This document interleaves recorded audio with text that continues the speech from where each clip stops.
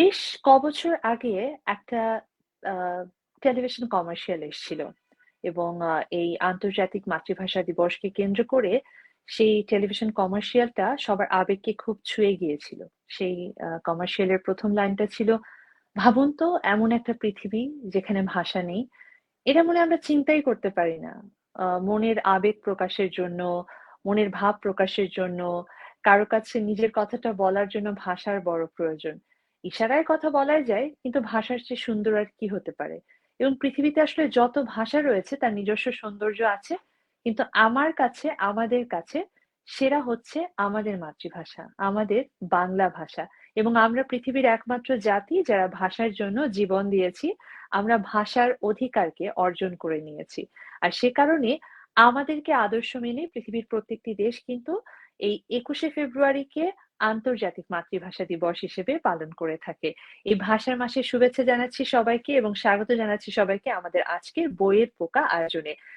নাদিয়া নিতুল আছি আপনাদের সাথে এবং পুরো ফেব্রুয়ারি মাস জুড়ে ভাষার এই পুরো মাস জুড়ে নোরা গ্লোবাল মিডিয়ার পরিবেশনা এবং আজও প্রকাশের বন্ধুত্ব চ্যানেল ওয়াশিংটন বাংলায় শুরু হয়েছে মাসব্যাপী বিশেষ এই আয়োজন বইয়ের পোকা এবং বইয়ের পোকার এই আয়োজনটি আপনারা দেখতে পাবেন পুরো ফেব্রুয়ারি মাস জুড়ে বাংলাদেশ সময় রাত 11:30টায় এবং নিউ ইয়র্ক সময় দুপুর 12:30টায়। তো যাই হোক, আজকে আমাদের এই পর্বে পঞ্চম পর্বে যিনি অতিথি তিনি বহু গুণে গুণান্বিত একজন মানুষ এবং তার এই পর্যন্ত 6টি বই প্রকাশিত হয়েছে, যার মধ্যে 3টি উপন্যাস, 3টি হচ্ছে কবিতার বই।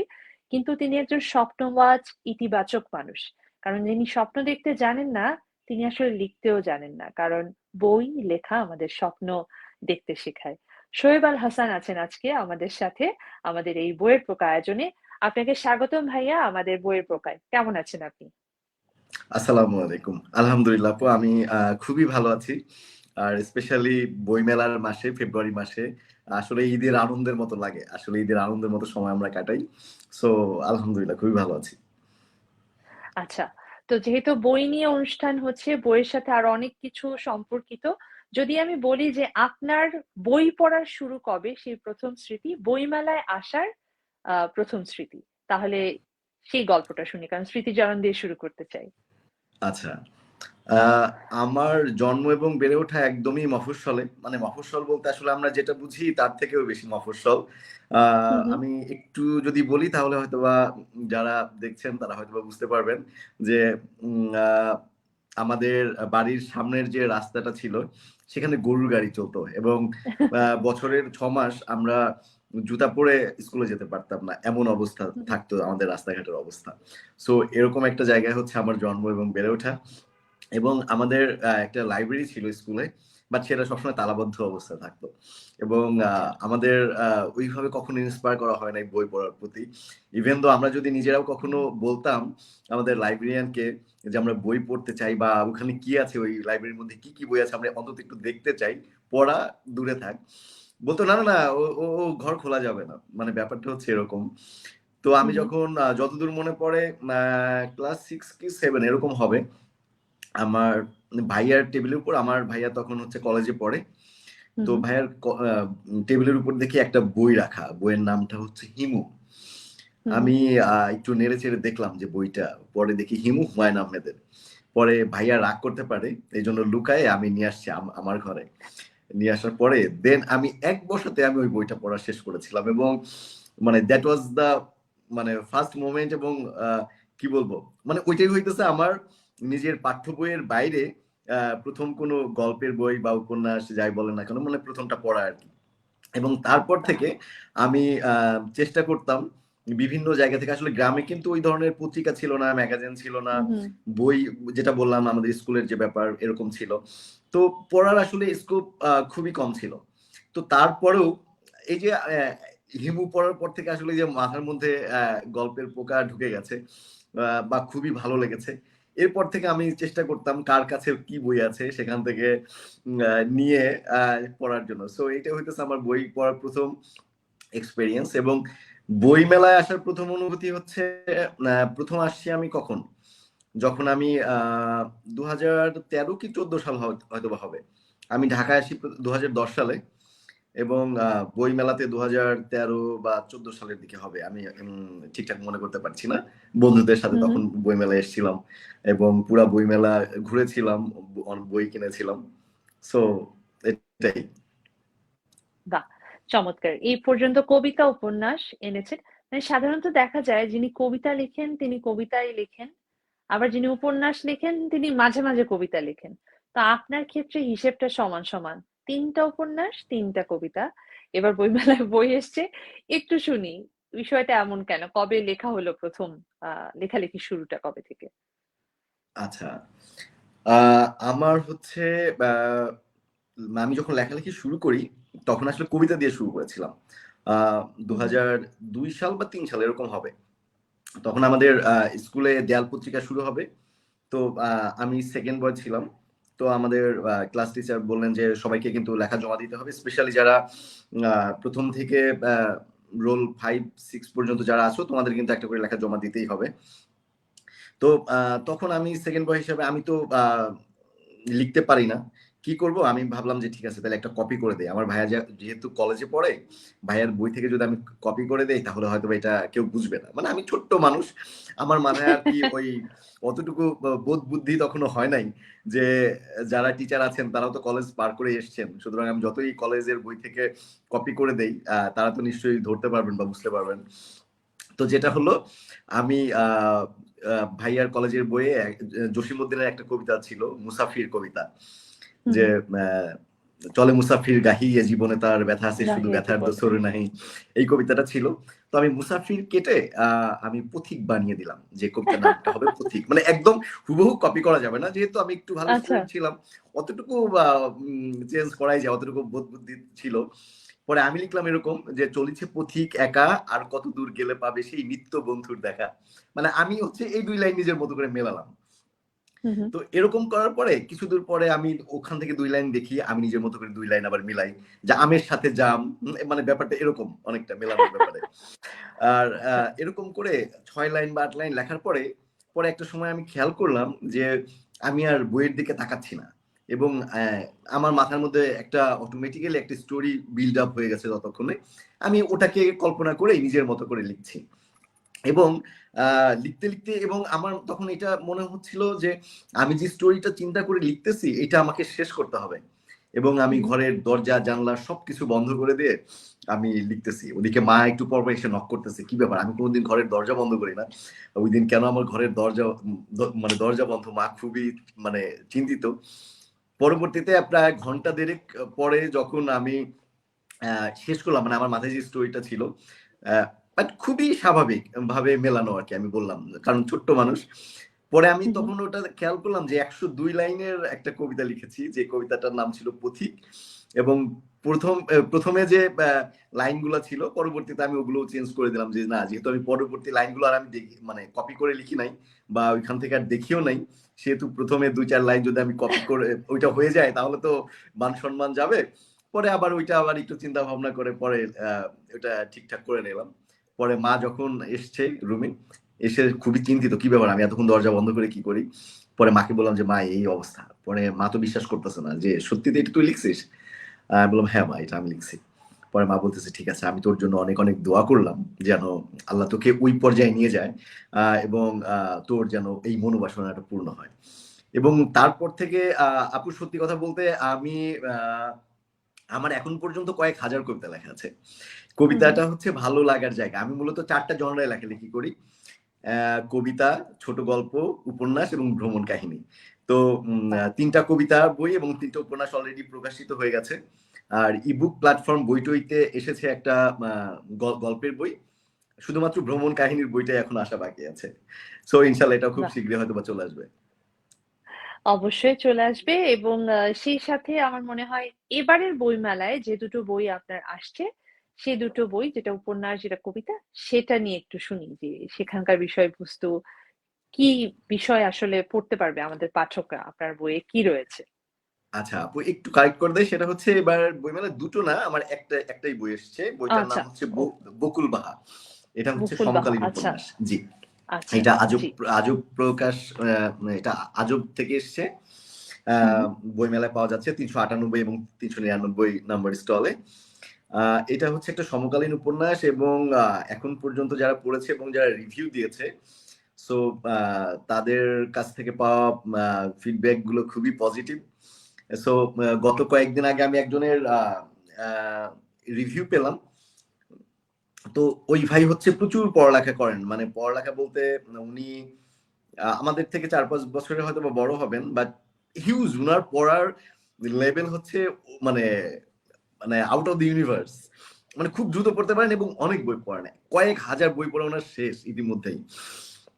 তো উনি যখন বইটা নিয়ে গেছেন, এবার বইমেলা প্রথম দিনই আসছিলেন, এবং আসার পরে আমি খুবই টেনশনে ছিলাম যে কি বলেন। কারণ আসলে কি আমরা কিন্তু তাদেরকেই ভয় পাই যারা অনেক বেশি পড়েন। কারণ যে খুব কম পড়েছে তার কাছ থেকে ফিডব্যাক পাওয়াটা কিন্তু এটা খুব কঠিন কিছু না, এবং তিনি খুব স্বাভাবিকভাবে বলবেন যে না ঠিক আছে ভালো লিখছো এই সেই। কিন্তু ওই ভাইয়া যখন পজিটিভ মানে পজিটিভ ফিডব্যাক দিলেন, সো এটা আমার জন্য অনেক বড় পাওয়া। যে উনার আমার যে সমস্ত মেটাফোর গুলো আমি ইউজ করেছি, যে যেই প্লটটা আমি চুজ করেছি এই বই এই উপন্যাসে, উনি এবং যে প্রকৃতির বর্ণনা দেয়া, এবং ওভারঅল যে আমি স্ট্রাকচার এখানে দাঁড় করিয়েছি এবং যে স্টোরিটা বলার চেষ্টা করেছি, উনি এটা খুবই পছন্দ করেছে এবং আমার প্রশংসা করেছে। সো আলহামদুলিল্লাহ, এখন পর্যন্ত আরো যারা যারা বই পড়েছেন যাদের কাছ থেকে ফিডব্যাক পেয়েছি, সো ওভারঅল আলহামদুলিল্লাহ সবকিছু ঠিকঠাক মতো আছে। আর এই গল্পের সারাংশ যদি আমি একটু বলতে চাই, সেটা হচ্ছে এটা খুবই ইন্সপায়ারিং একটা স্টোরি। যে লাইক থাকে না এরকম যে শেকড় থেকে শিখরে যাওয়ার গল্প, ব্যাপারটা এরকম। বকুল নামে একটা মেয়ের শেকড় থেকে শিখরে যাওয়ার গল্প, এবং নানা চড়াই উতরাই পাড়ি দিয়ে একদম রুট লেভেল থেকে শুরু করে একদম সর্বোচ্চ জায়গা পর্যন্ত, মানুষের সাকসেসের যে সর্বোচ্চ চূড়া যেটা, সেই পর্যন্ত যাই। এবং আমরা অনেক সময় হয় না যে আমরা হোঁচট খাই, পড়ে যাই, ভেঙে পড়ি, আমাদের মনে হয় যে না আমার দ্বারা কিচ্ছু হবে না। বাট এই বইটা পড়ার পরে, এই উপন্যাসটা পড়ার পরে একজন মানুষ, আমার কাছে যেটা মনে হয় যে না, সে আবার নতুন করে ভাববে যে আমি আসলে আমার লাইফের যে স্টেজ আছি, হয়তোবা এর থেকেও আরো অনেক কঠিন স্টেজ অনেক মানুষ আছেন। আসলে মানে থেমে যাওয়াই আসলে বড় কথা না, আমি যেখানে থেমে গিয়েছি বা আমি যেখানে হুচট খেয়েছি, সেখান থেকে আবার কিভাবে সামনে এগিয়ে যাব, এটা আসলে অনেক অনেক বড় ব্যাপার। এবং আই থিঙ্ক এই বইটা পড়ে ইন্সপায়ার হবে সবাই। তা অবশ্যই ইন্সপায়ার্ড হবে। তো ইন্সপিরেশনের কথা যখন বলছেন, আপনি ব্যক্তিগতভাবে কোন উপন্যাসের ধরন বা জনরা পছন্দ করেন? কাদের লেখা আপনাকে অনুপ্রাণিত করেছে লেখক হিসেবে? তাহলে কাদের কথা বলবেন বা কোন ধরনের লেখা আপনার ভালো লেগেছে বা প্রিয় বই? আচ্ছা, আমি বললাম না যে আমার আসলে পড়া শুরুই হয়েছিল হুমায়ুন আহমেদের হিমু বইটা দিয়ে। সো আচ্ছা। আমার প্রিয় লেখক হুমায়ুন আহমেদ। হুমায়ুন আহমেদের যত বই আছে আমার অলমোস্ট সব বই প্রায় পড়া শেষ। আমার সমকালীন উপন্যাস যেগুলো আছে এগুলো ভালো লাগে। থ্রিলার যে উপন্যাসগুলো আছে এগুলো আমার ভালো লাগে। এবং হুমায়ুন আহমেদ ছাড়াও আমি আসলে চেষ্টা করি যে ক্লাসিক রাইটার যারা আছেন তাদের বই পড়ার, এবং এখনকার কন্টেম্পোরারি রাইটার যারা আছেন তাদের বই পড়ার, যাতে সরি যাতে আমি আসলে মেলবন্ধন তৈরি করতে পারি যে আগের রাইটারদের সাথে এখনকার রাইটার যারা আছেন তারা কি ভাবছেন, তারা কি লিখছেন, আগের যারা ছিলেন তারা কি ভাবছেন, তারা কি লিখছেন, প্রত্যেকটা মানুষের সাথে যেন আমি এই লিঙ্ক আপটা করতে পারি, যেন আমি বুঝতে পারি এই জিনিসগুলা। যেমন বিভূতিভূষণ বন্দ্যোপাধ্যায়ের লেখা আমার খুবই ভালো লাগে, আবার সুনীল গঙ্গোপাধ্যায়ের লেখা আমার খুব ভালো লাগে। এরকম আরো আরো অনেক রাইটারই আছেন। আমার রবীন্দ্রনাথ ঠাকুরের পূর্ববর্তী অনেক অনেক রাইটার আছেন যাদের লেখা আমার খুবই ভালো লাগে। তারপর হচ্ছে আমি রিসেন্ট আবুল হাসানের বই পড়ছি, উনার বইও আমার কাছে দুর্দান্ত লাগছে, আগেও পড়েছিলাম একটা, আরো বই এখন পড়ছি। আসলে যেটা হয় আপু কি, মানে আমি পার্সোনালি যেটা বিলিভ করি যে প্রত্যেকটা রাইটারের নিজস্ব সত্তা আছে, এবং আসলে একজনের সাথে আর একজনকে ওইভাবে কম্পেয়ার আমি করতে পারি না কেন জানি। কারণ আমার কাছে মনে হয় প্রত্যেকটা মানুষই স্বতন্ত্র, এবং প্রত্যেকটা মানুষের লেখাই স্বতন্ত্র। কারণ যখন তিনি তার নিজের আবেগ থেকে, নিজের আপন সত্তা থেকে লিখেন, তখন ডেফিনেটলি সেটা স্বতন্ত্র হতে বাধ্য। একদম স্বতন্ত্র হতে বাধ্য, এবং বই পড়ে লেখার ধাঁচে যদি বোঝা যায় যে এটা শোয়েব আল হাসানের বই, এটা রবীন্দ্রনাথের বই, সে কারণে সুনীল, রবীন্দ্রনাথ আমাদের মনে দাগ কেটেছে। এবং যারা লিখে যাচ্ছেন, আপনাদের মতো তরুণ প্রজন্ম, তার পরবর্তী প্রজন্ম, নিজস্বতা, স্বকীয়তা না থাকলে আসলে লেখালেখি হয় না। আর স্বকীয়তা প্রকাশের সবচেয়ে বড় মাধ্যম হচ্ছে বই। তো এই সময়টাতে একটা ছোট্ট বিরতি আমাকে নিতে হবে, কারণ বিরতির সময় এসছে। তো আমাদের ভাষার মাসে যে বিশেষ আয়োজন চলছে নোরা গ্লোবাল মিডিয়া এবং আজব প্রকাশের বন্ধুত্ব চ্যানেল ওয়াশিংটন বাংলায়, সেটি আপনারা কিন্তু আমাদের ফেসবুক ইউটিউব চ্যানেল থেকে লাইভ দেখতে পাচ্ছেন, আজব এবং চ্যানেল ওয়াশিংটন বাংলার ফেসবুক পেজ থেকে। তো এই মুহূর্তে আমরা নিচ্ছি ছোট্ট বিরতি, বিরতির পর আমাদের অতিথিকে নিয়ে আমরা আরেকবার ফিরে আসছি। রাজু ল যুক্তরাষ্ট্রের অন্যতম সেরা ইমিগ্রেশন ল ফার্ম। রাজু লয়ের সাফল্যের হার ৯৯%-এরও বেশি, যা বিশ্বের বিভিন্ন দেশের মানুষের যুক্তরাষ্ট্রের গ্রিন কার্ড পাওয়ার স্বপ্ন পূরণের সহায়ক। পরিবার ভিত্তিক, কর্মভিত্তিক, আশ্রয় এবং গ্রিন কার্ড সম্পর্কিত সব ধরনের সেবা এক জায়গায় পেতে যোগাযোগ করুন স্ক্রিনে দেখানো ঠিকানা ও ফোন নম্বরে।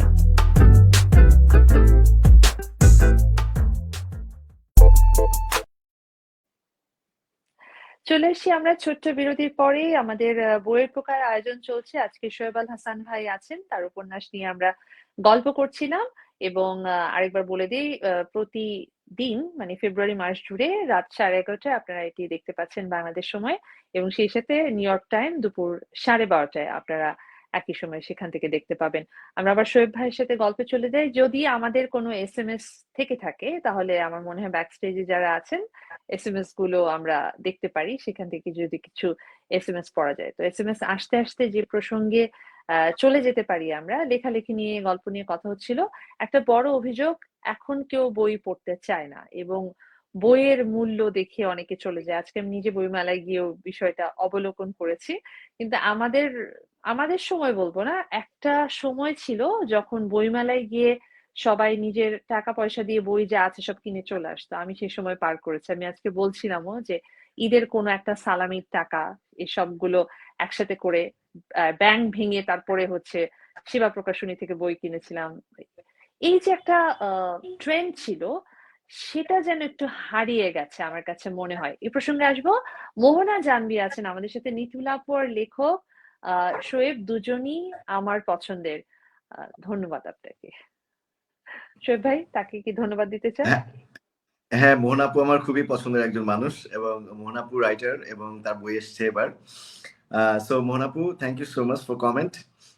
গতকালকেও আমার দেখা হয়েছে, গতকাল আমার একটা ইন্টারভিউ ছিল। সো আমি গিয়েছিলাম গতকাল বই মেলায়, যদিও স্টল আসলে ওভাবে থাকা হয়নি, গতকালকে একটু আড্ডার মুডে ছিলাম। সো মোহন আপুর সাথে অল্প সময়ের জন্য দেখা হয়েছে। খুবই চমৎকার একজন মানুষ। মোহন আপু, তোমার বইয়ের জন্য শুভকামনা। তো আমরা এবার আমাদের সেই আলোচনা একটু চলে আসি যে মানে এই যে একটা বিষয় যে বই পড়তে চায় না, এই যে একটা নতুন ট্রেন্ড, ট্রেন্ড বলবো না এটাকে, আসলে যে সময়ের পরিবর্তনে, এটার মূল কারণ কি মনে হয়? সেখান থেকে উত্তরণ কিভাবে হতে পারে লেখক হিসেবে আপনার কি মনে হয়? সত্যি কথা বলতে আপু, আমার পার্সোনালি যেটা মনে হয়, এইটা পারিবারিক দায়বদ্ধতার একটা মানে একটা মানে ব্যাপার আছে। মানে আমার কাছে যেটা মনে হয়, যখন একটা সন্তান জন্মের পর থেকে দেখে তার বাবা মা দুজনেই দুটা মানে গ্যাজেট ব্যবহার করছে, ওই বাচ্চাটা স্বাভাবিকভাবেই বই ছেড়ে গ্যাজেটের প্রতি অ্যাডিক্টেড হবে। এটাই খুবই স্বাভাবিক। জন্মের পর থেকে আমার পরিচিত একজন মানুষ ছিলেন, সেই ভাইটা জন্মের পর তার সন্তানকে 3 বছর পর্যন্ত মোবাইল নামক কোনো জিনিস বা ইলেকট্রনিক গ্যাজেট নামে কোনো জিনিস, এমনকি তিনি টেলিভিশনও রাখেন নাই তার বাসায়, পৃথিবীতে আছে এটা তার উনার সন্তান জানতো না। উনি উনার পুরা বাসা বই দিয়ে ভরে ফেলেছিলেন এবং উনার সেই সন্তান এখন বড় হয়েছে, 6-7 বছর বয়স, এবং এমন কোনো বই নাই, ছোটদের এমন কোনো বই নাই যে বই তার পড়া হয় নাই। কারণ হচ্ছে ছোটবেলা থেকে ও ওই এনভায়রনমেন্টে বড় হয়েছে। ও দেখেছে ওর চারপাশে বই, ওর মানে ভিতরের যে ইমাজিনেশন ওয়ার্ল্ডটা ওইভাবে ক্রিয়েট হয়েছে। সো আর যখনই দেখবে যে যেমন বলে না যে আমরা যখন কোনো একটা ভিজুয়াল দেখি, তাহলে আমাদের চিন্তা শক্তি কিন্তু কমে যায়, আমাদের চিন্তা শক্তি করার কোনো অবকাশ থাকে না যদি আমরা কোনো একটা ভিজুয়াল দেখি। কারণ হচ্ছে ডিরেক্টলি আমাদেরকে ইলাস্ট্রেশন করছে আমাদের ব্রেইনে, মানে এভরিথিং ইজ ডান। সুতরাং আমাদের চিন্তা করার কোনো অবকাশ নেই। কিন্তু আমরা যখন বইটা পড়ি, তখন দেখবেন আমাদের ভেতরে একটা ইমাজিনারি ওয়ার্ল্ড ক্রিয়েট হয় এবং আমরা চিন্তা করি, হ্যাঁ হয়তো বা আমি একটা গ্রামের দৃশ্য পড়ছি, আপনি আপনার মতো করে ভেবে নিচ্ছেন, আমি আমার মতো করে ভেবে নিচ্ছি। এটা কিন্তু একটা চমৎকার ব্যাপার এবং এই জিনিসটা পারিবারিক দায়বদ্ধতার ব্যাপার একটা আছে, এটা আমি মনে করি। আরেকটা যেটা ব্যাপার হচ্ছে যে এখনকার যে সময়টা, এখনকার যে সময়টা, এই সময়ে আসলে পজিটিভিটি ছড়ানোর ছড়ানোর জন্য হলেও অনেক বেশি বেশি বই পড়া উচিত। কারণ হচ্ছে আমরা গ্যাজেটের প্রতি যে পরিমাণে অ্যাডিক্টেড আমাদের এই সমাজ, সেইখান থেকে উত্তরণ মানে উত্তরণ পেতে হলে যে জিনিসগুলো করা দরকার, বইয়ের যে প্রচার এবং প্রচারণা করার দরকার, আসলে সেগুলো খুবই কম। মানে বই পড়ার যে সুবিধা কি, লাইক অ্যাজ এ রাইটার হিসেবে আমি যদি কোনো বইয়ের পোস্ট দেই, আমার কেউ একজন হয়তো আমাকে এর আগে মেসেজ পাঠিয়েছে যে রাইটার হিসাবে আপনি কেন বইয়ের পোস্ট দিচ্ছেন।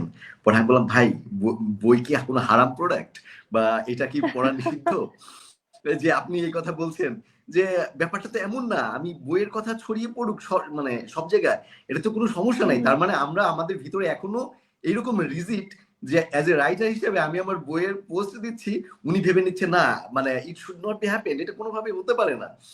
মানে কেন হইতে পারে না ভাই? এটা তো ভালো জিনিস, আমরা খারাপ জিনিসের চর্চা করছি এত, কিন্তু একটা ভালো জিনিসের চর্চায় এই যে বললাম যেটা, যে আমরা আমাদের ভিতরে অনেক বেশি রিজিট হয়ে আছি, যার কারণে দেখা যাচ্ছে ভালো জিনিসের স্প্রেডটা ওইভাবে হচ্ছে না।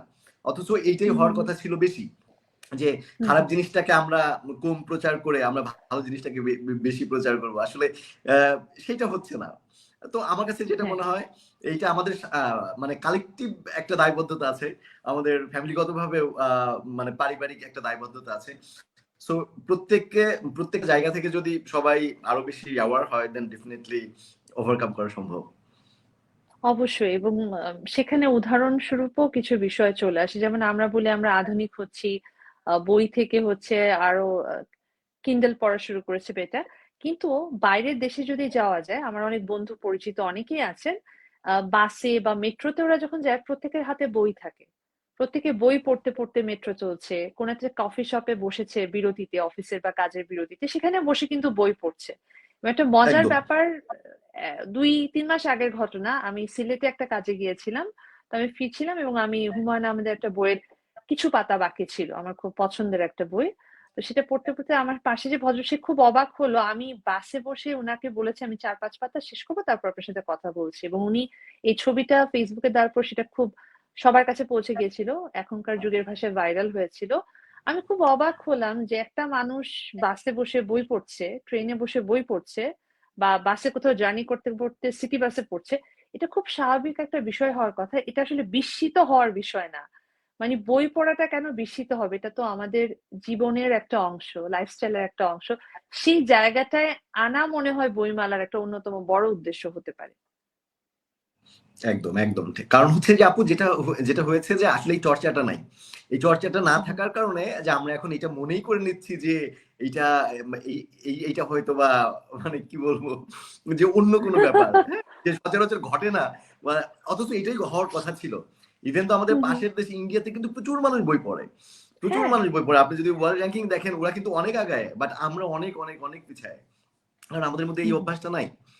এমনকি আমি দেখা যাচ্ছে যে একটা বই নিয়ে অফিসে গিয়েছি, আমার কলিগরা কেউ একজন হয়তো বা তার ফ্রি টাইমে ফেসবুক ব্রাউজ করবে, তাতে কোনো সমস্যা নাই। কিন্তু আমি যদি হয়তো বা একটু বই পড়ি, তাহলে আর 2-4 জনের চোখে পড়বে যে কেন, অফিস টাইম তো বই পড়ার জায়গা না। কিন্তু অন্য কেউ কিন্তু ঠিকই অন্য ফেসবুক ব্রাউজ করতেছে, এইটাতে কোনো সমস্যা নাই। কিন্তু আমি যদি 2 পাতা বা 4 পাতা বই পড়ি, তাহলে অন্য মানুষের চোখে পড়বে, মানে পড়ে যে না, সে হয়তো বা অফিসের টাইম কাজ না করে ওটা করতেছে। মানে এটা আমাদের কালচার হয়ে গেছে আপু, আসলে কি বলবো। এটার জন্য সচেতনতার বিকল্প নেই, বেশি করে বই বিকল্প নেই। লিখতে হবে, ভালো বই লিখতে হবে, পাঠকের কাছে ভালো বই পৌঁছাতে হবে, বেশি করে বই পড়তে হবে। তো আমরা SMS এর মধ্যে ছিলাম, আমাদের সহসঞ্চালক ফারহান আবেদ ভাই বলেছিল যে আপনার এবারের উপন্যাসের প্রেক্ষাপটটা জানতে, যদিও আপনি সংক্ষেপে বলেছেন, তাও ভাইয়া যেহেতু জানতে চাচ্ছেন আরেকটু যদি কিছু বলতে চান শোয়েব ভাই। আচ্ছা, সেটা হচ্ছে আমার বইয়ের প্রেক্ষাপটটা হচ্ছে একদম একটা রুট লেভেল থেকে উঠে আসা একটা প্রেক্ষাপট, যে পাহাড়ি একটা এলাকা, বাংলাদেশ এবং ভারতের সীমান্তবর্তী একটা গ্রাম, যে গ্রামের নাম হচ্ছে আলোকপুর। এরকম আমি একটা গ্রামে গিয়েছিলাম অনেক অনেক বছর আগে। আমি আসলে সেখানকার প্রকৃতি দেখেছিলাম, সেখানকার মানুষের সহজ সরল জীবনযাপন দেখেছিলাম, তাদের সরলতা দেখেছিলাম। এবং এক মানুষ এই আধুনিক যুগেও কতটা সরল হতে পারে, এই জিনিসগুলো আমার ভেতরে নাড়া দিয়েছিল।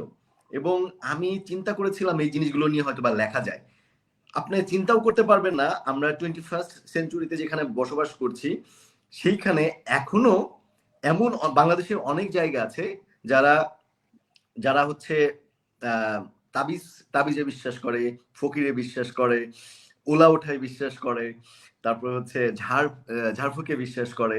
হ্যাঁ, মানে এরা মানে এই জিনিসগুলোতে বিশ্বাস বলতে এইটা অন্য লেভেলের বিশ্বাস, মানে নিজের চোখে না দেখলে মানে এটা বোঝা যাবে না। সো এরকম একটা জায়গা থেকে উঠে আসা খুবই কঠিন। এবং তার উপর আমার যে গল্পের প্রেক্ষাপট, এখানকার কিছু মানুষজন থাকে যারা চাইলেও এদেরকে অন্য মানুষকে উপরে উঠতে দেয় না আর কি। এবং তারা আসলে নিজস্ব একটা সিন্ডিকেট বলেন বা একটা গন্ডি বা একটা বলয় তৈরি করে রাখেন কিছু প্রভাবশালী মানুষ। সো এরকম একটা প্রেক্ষাপট নিয়ে মূলত আমার এই গল্পটা, এবং এটা একটা জার্নির গল্প হইতে পারে। আমি প্রথমে আপুকে বলেছিলাম যেটা, যে এটা একটা অনেক একটা ইন্সপায়ারিং একটা গল্প, যে মানুষ যখন হোঁচট খায়, পড়ে যায় এবং যখন চিন্তা করে যে না এটাই বোধহয় শেষ, আমার মনে হয় আর সামনের কোনো পথ খোলা নেই, কোনো পথ খোলা না থাকার পরেও যে অনেক পথ খোলা থাকে, এটা হচ্ছে সেরকম একটা বই। So I hope Farhan Abid ভাই হয়তো বা পয়েন্টটা বুঝতে পেরেছেন। একটু প্রচ্ছদ প্রসঙ্গে আসি, খুব সুন্দর একটা প্রচ্ছদ করেছেন এবং আমি নিজে আজকে বইমেলায় গিয়ে দেখে আসলাম, দেখতেই ভালো লাগছে। প্রচ্ছদের গল্পটা যদি বলতেন কে করেছেন, কোনো কনসেপ্ট ছিল কিনা? হ্যাঁ, প্রচ্ছদটা করেছেন হচ্ছে সাদিতুজ্জামান ভাই, খুবই আমার পছন্দের একজন মানুষ, এবং ওনার আঁকা প্রচ্ছদ আমার খুবই পছন্দ। উনি অনেক অনেক প্রচ্ছদ করছেন ইদানিং। তো সাদিতুজ্জামান ভাইকে আমি আমার পুরা গল্পের একটা থিম দিয়েছিলাম, যে ভাইয়া আমার গল্পটা তো এরকম, এবং আমার গল্পটাতে মিস্ট্রি আছে, সাসপেন্স আছে, জার্নি আছে, এবং মূলত হচ্ছে বকুল নামে একটা মেয়েকে নিয়েই তো লেখা, মানে পুরো একটা জার্নির গল্প, বকুলের জার্নির গল্প। সো তখন আর কি আমি ভাইকে বললাম যে ভাইয়া আমার কনসেপ্টটা হচ্ছে এরকম, সো আমি এরকম কিছু একটা চাই যেটা প্রচ্ছদের মধ্যে হয়তো বা একটু রহস্য থাকবে বা মনে হবে কিছু একটা। তো পরবর্তীতে ভাইয়া আমার কথা শোনার পরে উনি সময় নিলেন, প্রায় 15-20 দিন পরে উনি আমাকে এঁকে দিলেন, এবং দেখার পরে আমার আর কারেকশন দেওয়া লাগে না, কারণ দেখে আমার আসলে এতটাই ভালো লাগছে যে আমি আর পরে ভাইকে বলছি না মানে এভরিথিং ইজ ফাইন। পরে তখনই আর কি আমি ওনাকে ফাইনাল করে দিই যে না ঠিক আছে। এবং সবাই আলহামদুলিল্লাহ এখন পর্যন্ত সবাই খুবই পছন্দ করেছে, যারা যারা এখন পর্যন্ত প্রচ্ছদটা দেখেছে। না, এটা পছন্দ করার মতো প্রচ্ছদ। এবার একটু অন্য প্রসঙ্গে আসি, যে আমি আবৃত্তি খুব পছন্দ করি এবং কবিতা আমার খুব পছন্দের বিষয়। আপনি উপন্যাস লিখেছেন ভালো কথা, কিন্তু ধরেন যদি বলি আপনার কবিতা থেকে একটুখানি অংশ আপনার যারা পাঠক রয়েছেন, যারা এই মুহূর্তে দেখছেন শুনছেন, তাদের বলতে 2-4 লাইন কি বলা যাবে? আমার মাথায় ঘুরছিল, যেহেতু কবি একজনকে পেয়ে গেছি। হ্যাঁ হ্যাঁ হ্যাঁ, না না, আমি জানি যে আপনি প্রশ্নটা করতে পারেন, এই জন্য আমি বই আমি পাশে রেখেছি যে নিতুল আপু এরকম প্রশ্ন করতে পারে।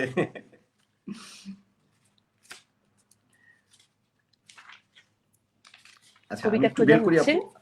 হ্যাঁ, কবিতা খোঁজা হচ্ছে, আপনারা সাথে থাকুন। এবং কবিতা খুঁজতে খুঁজতে বলে দিই, আমাদের আয়োজন কিন্তু পুরো ফেব্রুয়ারি মাস জুড়ে রাত 11:30 বাংলাদেশ সময় এবং নিউ ইয়র্ক সময় দুপুর 12:30টার সময় আপনি ওয়াশিংটন বাংলা চ্যানেলে দেখতে পাবেন। আমাদের কবি কবিতা খুঁজে পেয়েছে, কবির কাছে চলে যাচ্ছি। শোয়েব ভাই, কবিতার নামটা হচ্ছে কে বলেছে, এটা ছন্দ মিলে লেখা একটা কবিতা। কে বলেছে দুঃখ পেলে হারাই, কে বলেছে ঠায় দাঁড়িয়ে থাকি, আমি ভীষণ দুঃখ পেলে এই আমাকে খুব লুকিয়ে রাখি। কে বলেছে হাসছি না কো আর, কে দেখেছে চোখের কোণে জল, কেউ দেখেনি আমার একা থাকা এই আমিটা ভীষণ অচঞ্চল। কে বলেছে লেখার জন্য লিখি, কে বলেছে গল্পে শুধুই ঝড়, কেউ দেখেনি কার জন্য কাঁদি, কার জন্য ভীষণ স্বার্থপর। ধন্যবাদ। ছোট কবিতাটা। বাহ, কি চমৎকার কবিতা! ছোট কবিতা দিয়ে মন ছুঁয়ে গেলেন।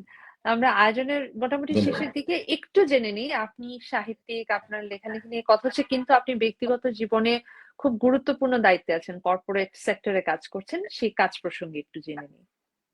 হ্যাঁ, কারণ হচ্ছে আমি কেউ যদি যখন দেখে যে আমি সুটেড বুটেড অবস্থায় যদি বাইরে কখনো কোথাও দেখা হয়ে যায়, আমি এরকম প্রশ্নের সম্মুখীন হয়েছি, ভাইয়া আপনি পাঞ্জাবি পরেন না, আপনার স্যুট পরা কেন? আমি বলছি আমি তো এটা অফিস আওয়ার, আমি তো অফিসের কাজে এসেছি। বলে আপনি অফিসে করেন? হ্যাঁ, অফিসে করবো না কেন? বলেন আমরা তো ভাবছি যে আপনি হয়তো বা বড় একটা ব্যাগ কাঁধে ঝুলায় পাঞ্জাবি পরে আপনি হয়তো হ্যাঁ রাস্তাঘাটে হাঁটেন, লেখেন, চা খান, এটাই হয়তো বা আপনার কাজ। মানে অনেকের কাছ থেকে এরকম প্রশ্ন পেয়েছি বা অনেকে এরকম মাঝে মাঝে বলেন। তো আমি ব্যক্তিগত জীবনে আমি আমিন মোহাম্মদ গ্রুপে আছি ডেপুটি ম্যানেজার হিসাবে, ডিজিটাল মার্কেটিং ডিপার্টমেন্টে আমার ছোট্ট একটা ডিপার্টমেন্ট আছে, আমি ওটা লিড করি। এই হচ্ছে বাহ, বলা। যাক আপনি পাঞ্জাবি আর ঝোলা ব্যাগের কথা বলে মনে হলো এখনো আমাদের কল্পনা শক্তি এতটুকু বাকি আছে যে আমরা ভাবি কবি মানে সে পাঞ্জাবিটা পরে আর কাঁধে একটা ব্যাগ ঝোলায়। এই কল্পনা শক্তিটা দরকার, কারণ আসলে বই পড়তে পড়তে আমরা মনে হয় এরকম একটা কল্পনা জগৎ তৈরি করেছি, এবং যারা বই পড়ে এবং যে বই পড়ে না তাদের সাথে কথা বললে বোঝা যায় এটা খুব সত্যি একটা কথা। কারণ যিনি বই পড়ে সে আসলে অনেক কিছুকে অনেক ভিন্নভাবে ধারণ করতে পারে, এটা অনেক বড় ক্ষমতা, এবং আপনার মধ্যেও সেটা আছে, সব লেখকদের থাকে, সে কারণে ধন্যবাদ। শেষের দিকে আছি, যারা তরুণ লেখক রয়েছেন তাদের জন্য যদি কোনো বার্তা থাকতো, বইমেলা নিয়ে যদি কোনো কথা থাকতো শেষের দিকে এসে, শোয়েব ভাই। আচ্ছা আপু, একটু ডিসকানেক্ট হয়ে গিয়েছিল, আমি আপনার কথা ঠিকঠাক মতো শুনতে পাইনি, যদি কাইন্ডলি আবার একটু বলতেন। হ্যাঁ, আমি আর কি শেষের দিকে এসে যারা তরুণ লেখক আছেন, যারা লিখছেন, তাদের জন্য যদি আপনার কোনো বার্তা থাকতো, আপনার পাঠকদের জন্য যদি কিছু কথা থাকতো। অবশ্যই, যারা নতুন লিখছেন, আমি আসলে এই ধরনের প্রশ্ন প্রায়শই পাই, আমার পেজে প্রচুর মানুষজন এই ধরনের প্রশ্ন করে। আমি সবসময় একটা কথাই বলি যে যারা নতুন লিখছেন আপনাদের প্রচুর মানে আরো অনেক বেশি পড়েন, অনেক বেশি লেখেন, লিখতেই থাকেন, এটা থামাবেন না। হয়তো বা 1 বছর 2 বছর 3 বছর 4 বছর ধরে লিখার পরে তারা হয়তো বা হতাশ হয়ে যায় যে না, আমি এতদিন ধরে লিখছি, আমার লেখা কোথাও পাবলিশ হচ্ছে না। আমার কথা হচ্ছে যে আপনি লিখেন, লিখতে লিখতেই আপনি একটা সময় পরিপক্ক হবেন। বিভিন্ন জাতীয় পত্রিকাগুলোতে লেখা পাঠান, বিভিন্ন গ্রুপ আছে ফেসবুকে, বড় বড় অন্য প্রকাশ, পেন্সিল নামে অনেক বড় বড় গ্রুপ আছে, সেখানে পাঠান। তাহলে যেটা হবে যে আপনাদের লেখার কোয়ালিটি সম্পর্কে মানুষ আপনাদের ফিডব্যাক দিবে, সুতরাং আপনি নিজেই বুঝতে পারবেন। এবং অনেকে বলে যে ভাই আমরা বই বের করতে চাই, বই বের করবেন কখন? যখন মানুষ বলবে যে আমরা আপনার বই চাই, ঠিক তখনই বই বের করবেন, তার আগে বই বের করার দরকার নাই। এটা হচ্ছে যারা নতুন লেখালেখি আসতে চান তাদের জন্য সবসময় আমার যেটা বলা, সেটাই আমি আসলে বললাম। আর আমার পাঠকদের উদ্দেশ্যে একটাই বলা যে আমি সবসময় আরো একটা কথা বলি, সেটা হচ্ছে যে কারো মুখ চিনে বা চেহারা দেখে আসলে বই কেনার দরকার নাই। কারণ হচ্ছে আপনি টাকা দিয়ে বই কিনবেন, তো ডেফিনেটলি আপনার টাকাটা অর্থ হচ্ছে কিনা সেটা যাচাই বাছাই করেই আসলে বই কেনা দরকার। এবং আপনি যদি বই মেলায় আসেন তাহলে ডেফিনেটলি আমার যে সমস্ত বইগুলো রয়েছে 2-4 পাতা পড়বেন, দেখে যদি মনে হয় যে না এটা কেনা যায় তাহলে কিনবেন, আদারওয়াইজ কেনার দরকার নেই। আর সবাই অনেক বেশি ভালো থাকবেন এটাই। আর বকুল বাহার জন্য শুভকামনা জানাবেন। অবশ্যই বকুল বাহার জন্য শুভকামনা জানাবেন। আজও প্রকাশে চলে যাবেন, সেখানে গিয়ে বইটি সংগ্রহ করবেন, সংগ্রহ না করলে বইটি নিয়ে একটু পড়ে দেখবেন। নতুন বইয়ের ঘ্রাণ শোনার মধ্যে একটা আনন্দ আছে, এবং নতুন বইয়ের ঘ্রাণ হচ্ছে ফেব্রুয়ারি মাস পেলে আমি পাই, এবং আমার মনে হয় আপনারাও পান। তো আজকের মতো আমরা বিদায় নিব। শোয়েব ভাই, অনেক অনেক শুভকামনা, বইমেলায় গেলে দেখা হবে, আমিও যাব অবশ্যই, তখন আড্ডা হবে আপনার সাথে সামনাসামনি। ইনশাআল্লাহ। তো আজকের মতো বিদায় নিচ্ছি, এবং সবাইকে বলে দিতে চাই পুরো ফেব্রুয়ারি মাস জুড়ে, ভাষার মাস জুড়ে আমাদের এই আয়োজন নোরা গ্লোবাল মিডিয়ার সৌজন্যে পরিবেশনায় আজব প্রকাশের বন্ধুত্বে চ্যানেল ওয়াশিংটন বাংলাতে আয়োজনটা শুরু হয়েছে। এবং বেশি করে বই পড়ুন, বই কিনে কেউ কখনো দেউলিয়া হয় না। আর মস্তিষ্কের যেই নিউরন আছে তার মধ্যে শব্দ গুজে নিতে বইমেলায় চলে যান। আজকের মতো এখান থেকে শুভরাত্রি, আর যারা নিউ ইয়র্কে রয়েছেন তাদের জন্য শুভকামনা। বিদায়।